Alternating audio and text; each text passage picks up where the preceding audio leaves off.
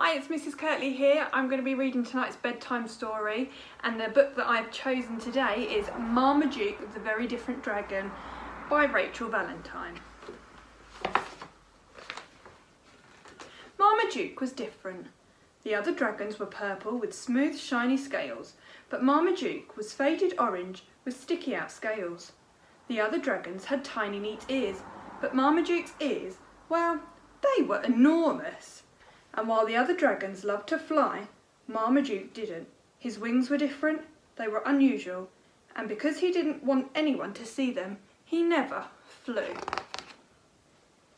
Marmaduke had always wanted to protect a princess, but he'd never had the chance. One day he asked the other dragons for help.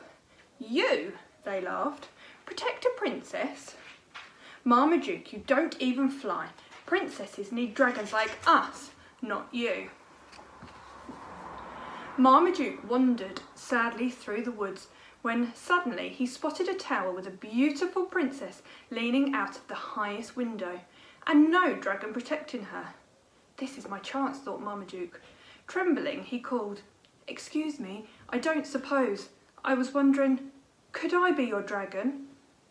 The princess looked down. "You're not really a proper dragon, are you?" she sniffed. "You're not even the right colour. My daddy's getting a real dragon to keep me safe." Poor Marmaduke. He turned and ran as fast as he could all the way to his cave, where he curled up on his bed. "I don't like being different," he sighed as a tear rolled down his cheek.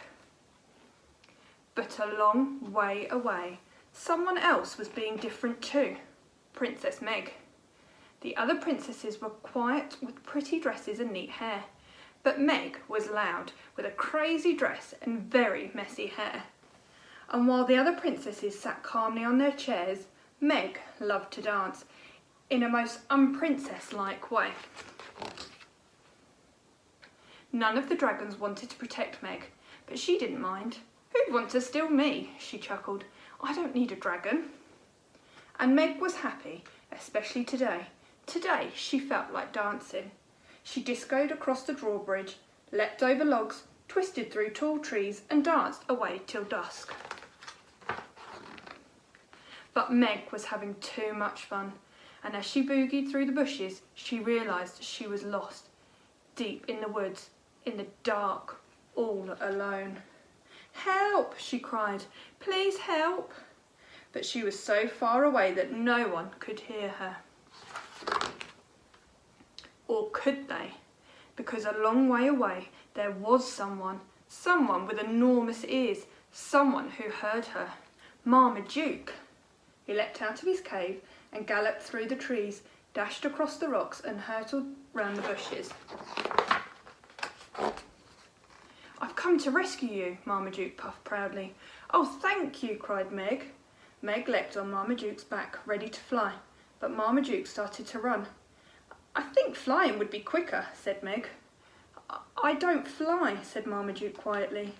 "My wings don't look like other dragons' wings. They're different." "I'm sure they're fine," said Meg kindly. "Why don't you show me?" And so, very slowly, Marmaduke opened his wings. Up, up they went, reaching to the sky. The most amazing wings Meg had ever seen. "Those are different," gasped Meg, as they shimmered and sparkled. "Fantastically different. Beautiful." Marmaduke smiled.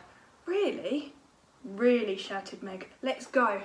And up they soared. As they reached Meg's tower, Marmaduke took a deep breath. "I don't suppose you need a dragon to protect you?" he asked nervously. Meg shook her head. "Not really. You see, I'm not like other princesses." Marmaduke's face fell and he turned away sadly. But then Meg smiled. "I would like a friend though," she said. "A wonderfully different friend. A friend just like you." Marmaduke and Meg were different. Fantastically, brilliantly, happily different. Together. The other dragons watched them shaking their heads. "Really, they're having too much fun," they grumbled.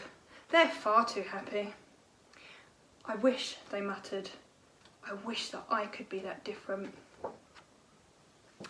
end. Thank you for listening. Good night.